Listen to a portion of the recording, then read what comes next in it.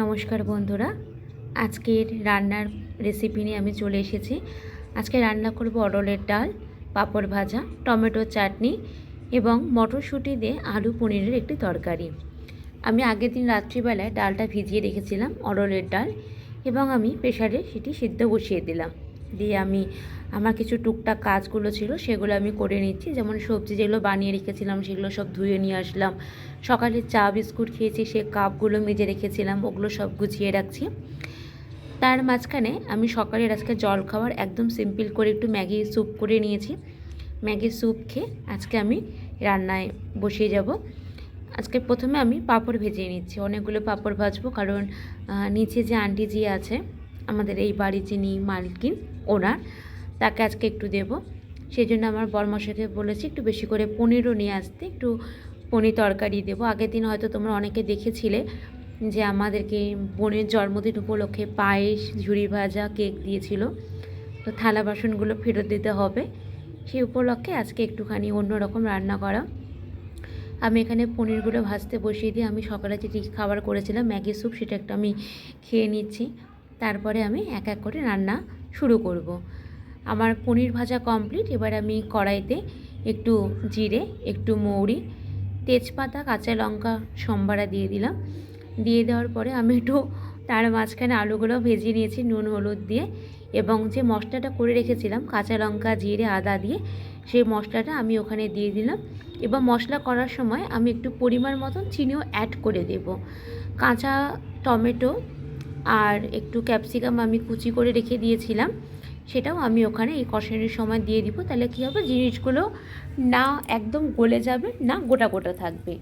রয়েছে মটরশুঁটিটা আমি কষানোর মধ্যে দিয়ে দিচ্ছি।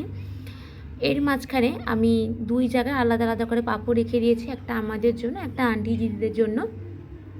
কষানোর সময় আমি একটু পনিরগুলো দিয়ে দিব, তাহলে কি হয়, পনিরের মধ্যেও ওই কষানির যে ফ্লেভার সেটা একটু ভালো মতন অবজার্ভ করে নেয়।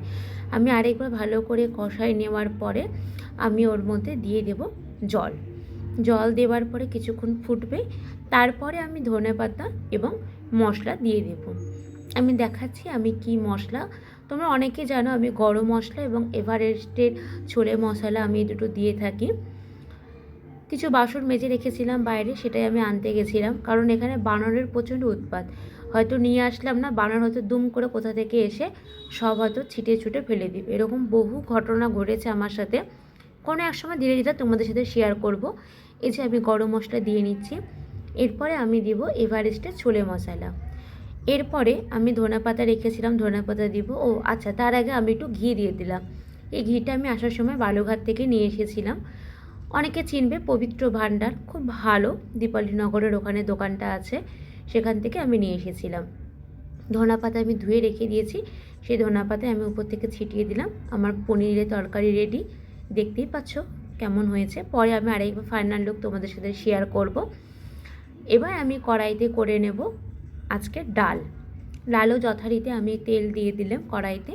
এরপরে একটু জিরে, একটু মৌরি, তেজপাতা, শুকনো লঙ্কা সম্বারা দিয়ে নেব, এবং কাঁচা লঙ্কা সম্বারা দেব। দিয়ে নিয়ে একটু ভাজা ভাজা যখন হয়ে যাবে, ক্যাপসিকাম, টমেটো দিয়ে নেব। এবং আমি আগের থেকে যে ডালটা সিদ্ধ করে রেখেছিলাম, ডাল সিদ্ধ করার সময় কিন্তু আমি ডালে এর আগেও একদিন বলেছিলাম একটু নুন আর একটু আমি সরষের তেল দিয়ে দিই, এতে ডালটা খুব সুন্দর ম্যাশ হয়ে যায়। আজকেও যথারীতি তাই হয়েছে। দেখতেই পেলে আমি ক্যাপসিকাম এবং টমেটো দিয়ে দিলাম। এবার সসপ্যানে যে ডালটা আছে সেই ডালটা আমি এর মধ্যে দিয়ে দেব। দিয়ে পরিমাণ মতন আরেকটু জল আমি সসপ্যানের মধ্যে নিয়ে আমি সেটাই দিয়ে দেব। হলুদ দেব, এবং নুন আগে আমি দেব না, কারণ নুন আমার অলরেডি একবার দেওয়া ছিল, সেই জন্য আমি পরে টেস্ট করে দেব। চিনি দিয়ে দিলাম যথারীতি। অরলের ডালে একটু ঘি না দিলে ভালো লাগে না। শুধু অরলের ডাল না, যে কোনো ডালে, মুসুর ডাল বাদে যে কোনো ডালে একটু ঘি দিলে খুব ভালো লাগে। আমি একটু ঘি দেব, ধনেপাতা আমি দিয়ে নিলাম। আমি টেস্ট করব, তারপর যদি মনে হয় যে আমার লবণ লাগবে, তারপর আমি লবণ দিয়ে দেব। আমার ডালও ইতিমধ্যে কমপ্লিট। এ কটা বাসনও আমি আবার একটু চট করে মেজে নিয়ে আসি, কারণ ভেতরে একটু মানে বাসন মাজার ব্যবস্থা থাকলে খুব ভালো হতো। বেসিন নেই, আর কি করা যাবে, সব কিছু তার মনের মতন হয় না। কিন্তু আমরা যে বাড়িতে রয়েছি মানুষগুলো প্রচণ্ডই ভালো। আচ্ছা, এবার আমি চাটনি করে নেব। কড়াইতে আমি একটু তেল দিয়ে দিলাম, এবং 5 ফোড়ন সম্বারা দেবো আমি। কাঁচা লঙ্কা আমি নিজের হাতেই কুচি কুচি করে কেটে দিয়ে দিলাম।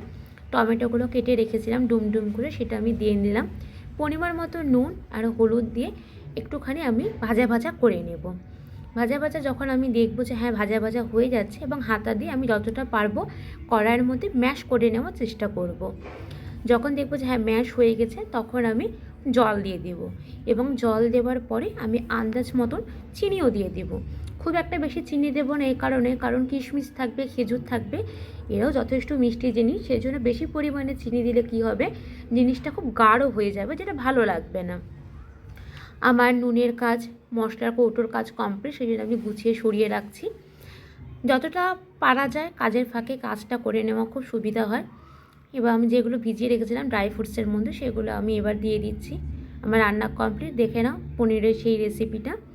তরকারি কেমন হয়েছে, এই যে ডাল রয়েছে, আর রয়েছে পাঁপড় ভাজা, চাটনি। আজকে স্যালাড তখন কাটার সময় পাইনি, পরে খাবার সময় কেটে নেব। আমি স্নান করে আমার গপুরকে আরেকবার খেতে দিয়ে আমি চলে এসেছি রান্না করতে। ওই যে আমার ওখানে গপুর জামা মেলা আছে, নিজেদেরও কিছু জামা কাপড় বাইরে মেলা ছিল, সেগুলো ঘরে এক এক করে তুলে নিয়ে আসছি আর গুছিয়ে রাখছি।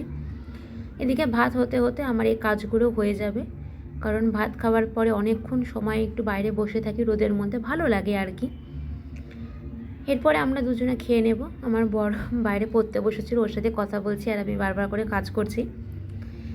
আমার ভাত হয়ে গেলে আমরা দুজনে খেয়ে দিয়ে নিয়ে তারপর একটু দেখি যদি কোনো সিনেমা ভালো পাই তাহলে একটু দেখব।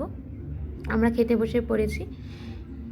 স্যালাডের মধ্যে শসা আর গাজরটা কেটে নিয়েছি, ভাত বাড়ছি, দুজনের থালায় ভাত বেড়ে নেব, তারপর যা যা সবজি আছে সেটা দিয়ে আজকে আমরা খেয়ে নেব। আজকের ভিডিও আমি এখানেই রাখছি। যদি কারোর একান্ত ভালো লেগে থাকে অবশ্যই লাইক করবে, কমেন্টস করবে এবং পাশে থাকবে। আগামী দিনে আবার নতুন কোনো রেসিপি নিয়ে অবশ্যই আসব। সকলে খুব ভালো থেকো, সুস্থ থেকো এবং সাবধানে থেকো। ঠিক আছে, অসংখ্য ধন্যবাদ যারা আমার ভিডিও দেখছো, যারা দেখবে তাদেরকেও ধন্যবাদ জানাই। আজকের দিন আমার এইভাবে কেটে গেল। আগামী দিন আবার আগামী কোনো রেসিপি নিয়ে তোমাদের কাছে আসবো। ধন্যবাদ জানাই সকলকে।